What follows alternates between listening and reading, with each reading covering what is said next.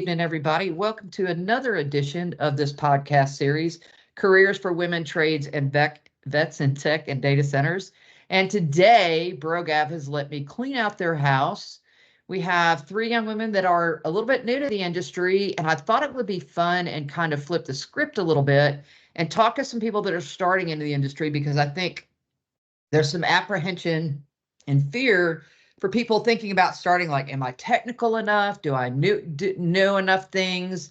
So we're going to talk to some people that have jumped in and bit that bullet and see how they're doing and see what's working for them. And maybe you guys can pick up some good information. So we're going to start. I'm going to let you guys introduce yourself. We'll go left to right today.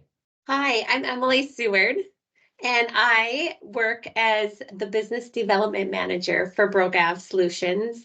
And so I just really try and help find customers that we can sell our products to and help grow our business. Very good. Hello, I am Anita Johnson, and I am the Director of Administration for BroGav Solutions. I work a lot with the onboarding and paperwork, but I also do, I feel like I have a lot of many hats. I do quotes, call customers, go to meetings, see all of the above. So. And I'm Jessa Brixius. I am Director of Marketing and Communications, probably the least technical of everybody here. My position focuses on a lot of the marketing, whether that's with other companies, cross-marketing, cross-campaigning, social media, event planning, event marketing, and prepping for that, and some collateral and things of that nature too. So you guys just had an event. Talk about that. Tell everybody about the event in case they want to go next year. Yeah, so we just hosted our first annual, it was called Let's Break the Ice event. And it was a national networking event located here in Minneapolis, Minnesota, where we're based out of. And it was really just an opportunity to bring data center professionals to the Midwest. And our slogan was kind of set aside the golf clubs, pack your parkas, and join us on a frozen lake in Minnesota. So it centered around ice fishing. And of course, we had, discussions and speakers and panel discussions and networking. And it was a ton of fun. Really just an opportunity for people to gather and meet each other and network. And it was an awesome success. Wouldn't you guys say? It was really fun. So we are definitely looking forward to next year. We've set the date. Yes, February 5th, 2025. If you want to freeze, that's your day. Oh, it's a blast. Yeah, no, it was a lot of fun. Says the reformed Yankee, right? That's when you move out of the snow, you never want to go back to the snow if you can help it, I feel like. Anyway, start from left to right. Jess, we'll start with you this time, right to left, sorry. How long have you been in the industry? 1 year and 2 months. Okay. I have been for 2 years. 2 years, Emily? And I'm the newbie, 5 months. So that's a pretty cool range of experience. When you were in school and you were thinking about, what do I want to be when I grow up? Did you ever think that you might be in the data center industry? Did you have any exposure to it, or how did that work for you? Jessa, we'll start with you. So first question, never thought I would be in a tech industry. But to answer your second question, the data center industry, I don't think I ever even really heard about it.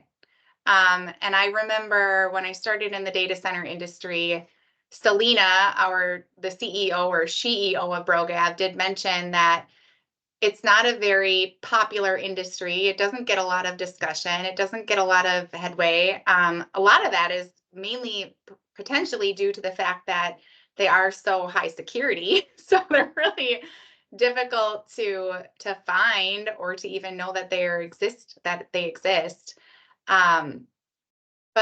I never thought I would be in this industry. So it's been a learning curve, but a very fun and exciting one, as it is ever evolving, constantly advancing.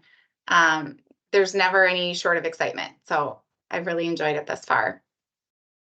So, Emily, I'll ask you, in your 5 months as you jump into a brand new industry, how do you just wrap your head around that brand new industry? Like what are some tricks and tips that you have that you're kind of working through right now to figure out what things are and what your path is going to look like?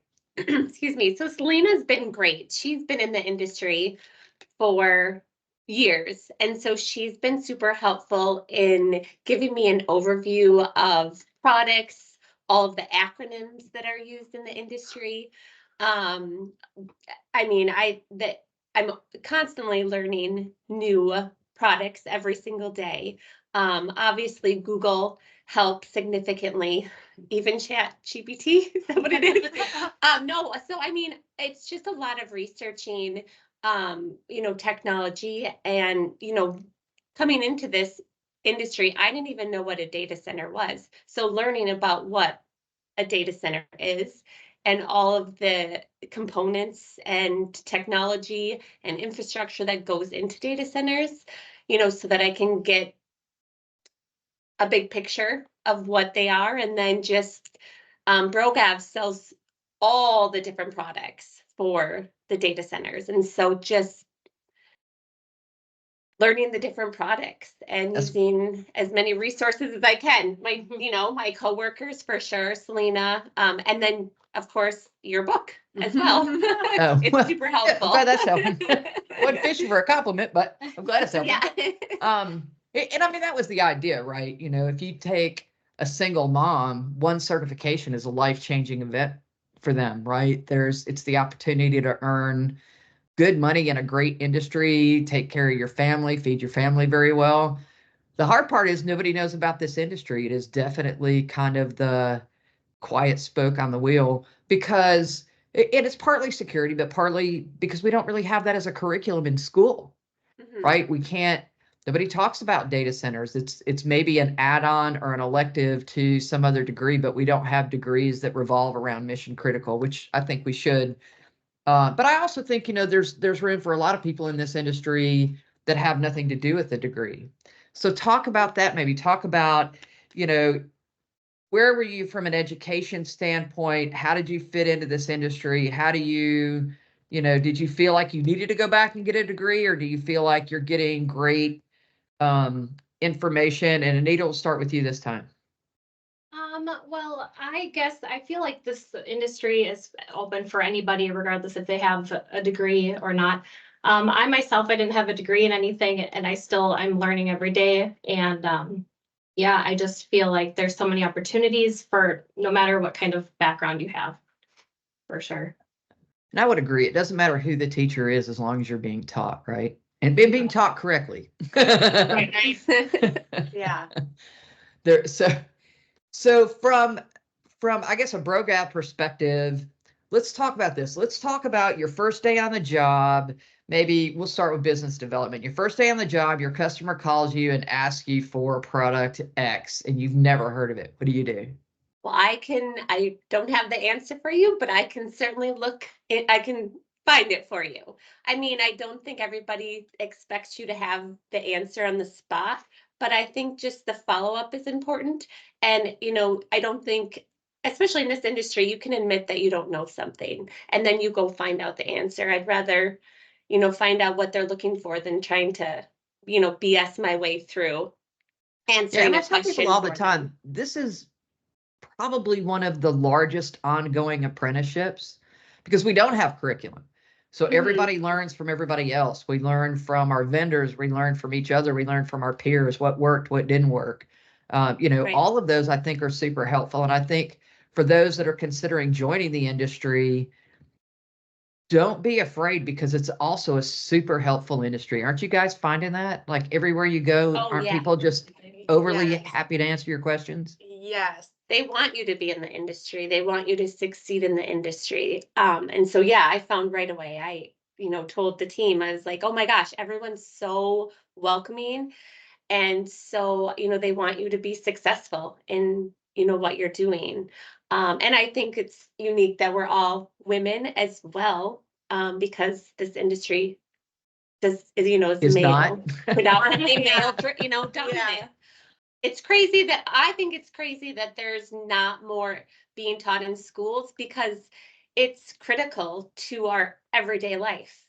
I mean, I am embarrassed now not to have known what a data center was because I mean, it's with everything. I mean, we have to have them Right? for our Where's world all to this stuff gonna function as live? we know it.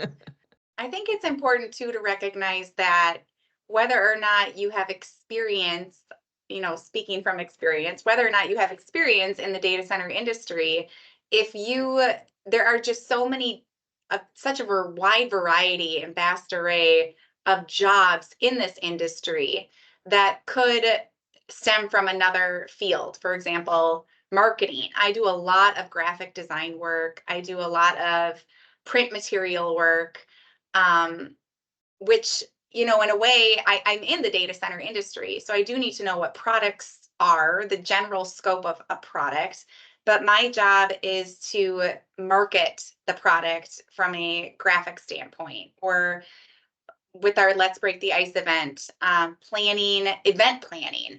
I mean, you'd never really associate event planning potentially in the data center industry, but there is an opportunity there. So I do think just spreading the awareness of that this industry exists, and that no matter what your background is or your past careers or what they were focused in, there's an opportunity here, whether you were in sales or whether you were in marketing or whether you were in administration.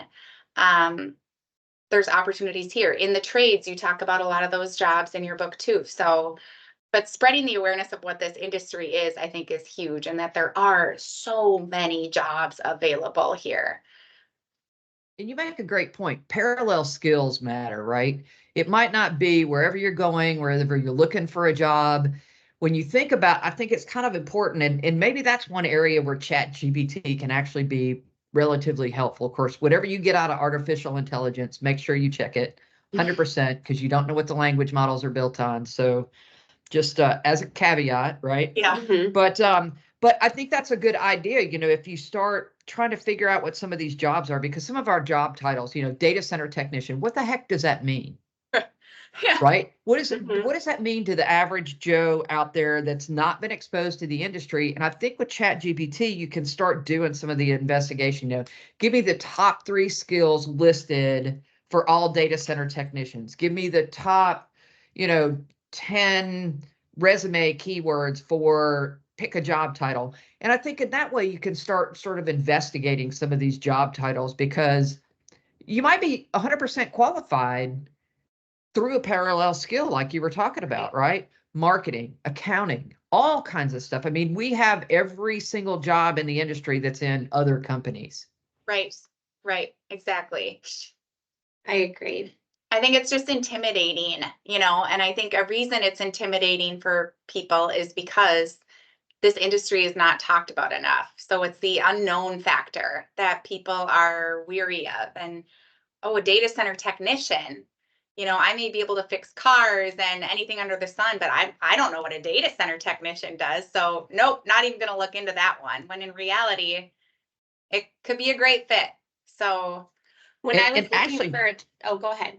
no, I was going to say, to your point, I was talking to some student class for a program up in Nova, internship that they're working on up there.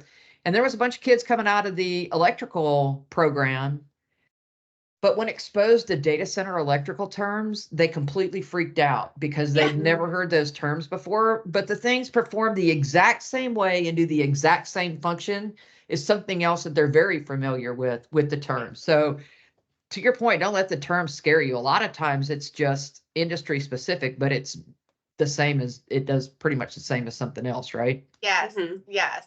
And I think if you can break things down to their, just tell me what the thing does. Right. Mhm. Give me the layman's terms. Just And we have way acronyms- too many TLAs and FLAs, right? Yeah, and the acronyms really are plentiful. There are many. We played a game at one of our golf events that we were sponsoring a golf hole last year, and we called it Acronym Soup.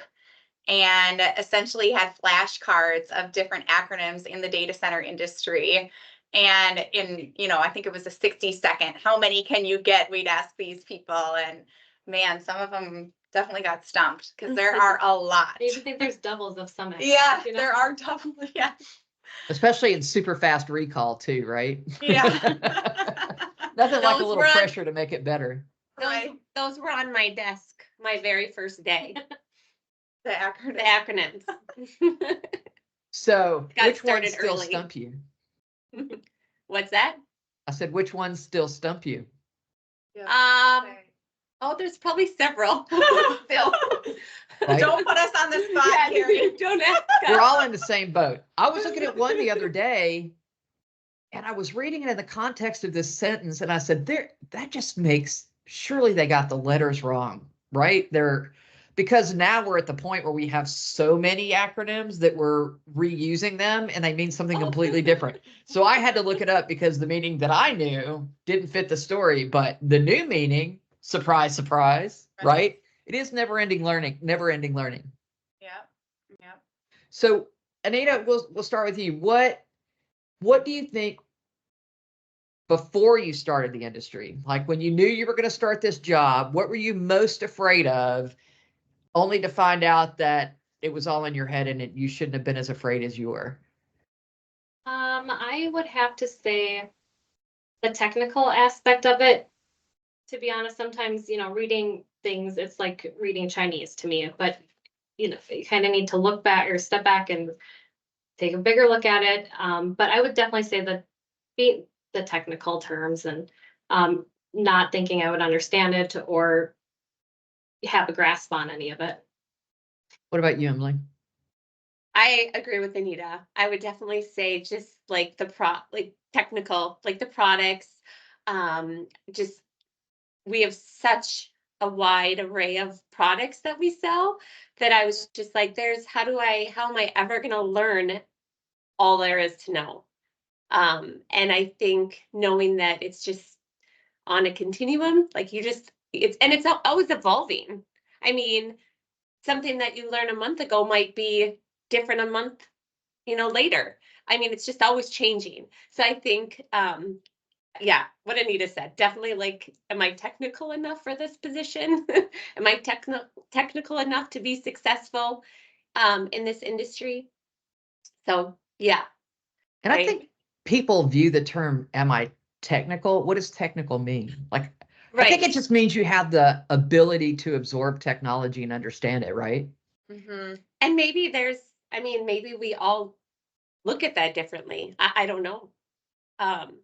For me, it was more like, am I going to know what parts this HVAC system or this crack unit needs, or what, compressor goes to which? That's the aspect that was like. I think in a way too, just making it really basic. There should almost be a dictionary of data center industry terms and just the really layman's definition. Yeah, like the Newtons. PDU. Can we just call it a giant power strip? Like, can we just, really letting it make sense? But I will say that's what's fun about it now is having started from a completely different industry and field and stepped into this, I experienced that firsthand. So now, BroGav, almost our entire company is made up of people that were never in this industry until very recently. When we bring on new people at BroGav, it's a fun opportunity to teach them the industry as, hey, I've been there. I was also brand new into the industry and had to get my feet wet and drink from the fire hose, and it's a lot, but here's a really simple way of how it helped us. And I will say, shameless plug, Carrie, Selena did give us your book. I think I read that within my first month. Oh, good. As an intro to the industry, which was very helpful. So something to reference back on too. Well, thank you. Yeah, I mean, that was the intent. It's not meant to be the end all be all textbook. It's meant to be an intro to the industry so that people can start without being petrified. Right. Because especially because I used to travel with salespeople, and they're new to the industry and their first business meeting or whatever. And when it gets outside of the one product they're trained on, they get lost in the conversation. I thought, wow, that's just a horrible way to make somebody succeed, right? Is shelter them from every bit of growth opportunity that they have. So I figured that was kind of criminal, but anyway. Yeah. Glad it helped. So, so how did you end up starting in this industry? How did you run into Selena and end up with your jobs? Did you guys apply online? Was it through networking? How did you end up there? So I found her posting on LinkedIn, and when I first looked at the position, it was like I had no idea what it was. And actually my husband was looking at it with me. He's like, "Oh, this looks really cool." It was like, I'm not sure what it says. And he's like, "You got to apply," and so he encouraged me to apply, and Selena and I touched base, and she talked about the position and what it would entail, and it was really intriguing, and so I applied. My background is in sales, and so and what did you sell before? So Kind Bars, the Kind Bar company. Yeah. Kind Snacks. Yeah. So I worked for Kind. Totally different industry. But slightly, again, yeah. It's about building custom, right? It's about appreciated on late nights doing updates, however. Yeah. But it's about building customer relationships and building that trust with your customers. So like Jessa was saying before, like it really crosses into so many different, industries. So that's how I found Selena and Brogav. Nice. And what about you, Jessa? So Selena and I went to college together. I graduated with a degree in a bachelor's in public health and a bachelor's in science or Spanish, forgive me, science and public health. And I was in the corporate wellness field, and health fitness, but a lot of wellness programming in employee wellness programs is what I did a lot of. So Selena knew I had the marketing background, the event planning background. And so that's where my role really is centered around at Brogav. But yeah, another completely different field coming from. So. And what about you, Anita? Well, Selena had reached out to me. Our kids, our friends, we used to live on the same street, and she had came to me and said she was starting a business and kind of offered me a job. And I was in the point in my life where, a switch up would be great. So I said yes, and all right. So that just goes to show everybody listening the different ways that you can find a job in the industry, right? We know that 85% of jobs are filled through networking. You knew Selena, you ended up falling into the job. That's how, to be honest, most people end up in this industry that don't know about it, is somebody from the industry sucked them in, right? Or brought them in. But then we also, you can still apply and make those connections and still come into the industry from outside, even if you're scared. So don't be scared. If you're scared, just say you're scared, as they say. Right. But don't be scared, because there are so many people that are so helpful. And I will say that I think this is a vastly different industry than it was when I started 40 years ago, especially with respect to women. There are more than 4 of us now. In all the specialties, right, outside of what you would think are core specialties. And it is nice. And I do think that it brings that difference in thought. And I've always said that I feel like tech would be a kinder space if more women were involved. I think we put up with less, Mm-hmm. And that's probably stereotypical, and I'm sure somebody will make a comment. However, I stand behind that. Yeah. Because I think that having more and more people involved in technology, then technology starts working for us instead of the other way around, right? We have more influence on what those stacks look like, what the applications are going to do, how they're going to treat our children, how we're going to monitor what our kids are doing on the internet, and all of those things. I think, all of that is a big part of our industry. Yes. Yeah. More diversity is needed. Without a doubt. So I guess we're bumping up pretty close to our time here. If you guys wanted to leave people with parting words of wisdom that are either thinking about joining the industry, thinking about investigating joining the industry, or somewhere in there, what would you say? And Anita, we'll start with you this time. Oh, geez. I guess I would say don't be afraid. There's so many opportunities, and I will say everybody has been so welcoming, so willing to help with any aspect of, whether it's, their knowledge or, directing you in the right possible way of whatever you're looking for. I will say people have been very nice. So I wouldn't be afraid, I guess, to give it a shot. Perfect. Jess, what about you? Well, I think it really stems from the fear of the unknown. So I would urge people to educate themselves on what the industry is, just to get a simple idea, listening to your podcast, reading books, talking to maybe people that they know in the industry. And then just, again, being mindful of the fact that you can come into this industry, experience here from all these women, from a different field. It is possible. So coming in with zero experience is 100% a possibility. And frankly, I think it's a necessity in this industry to really gain that diversity. I think so too, to your point. I think that's, sometime back when I was writing code, the person that you wanted to debug your stuff was the person who knew nothing about the program that could get in there and play around and do stupid things. Right. And that insight is invaluable because now you figure out how people that don't know how it works are going to try to interact with it. And I think it's the same thing as you build a knowledge base. Sometimes the stupid question is one that solves the problem. Yeah. And so to the point that there are no stupid questions, I 100% agree with that. What about you, Emily? I would echo Anita and Jess's, thoughts. If you're wanting to get into the industry, research it. And there's room for, there's all skills are needed and people are needed in this industry. And it's just going to grow and it's going to continue to grow. And there's going to be a lot of opportunity.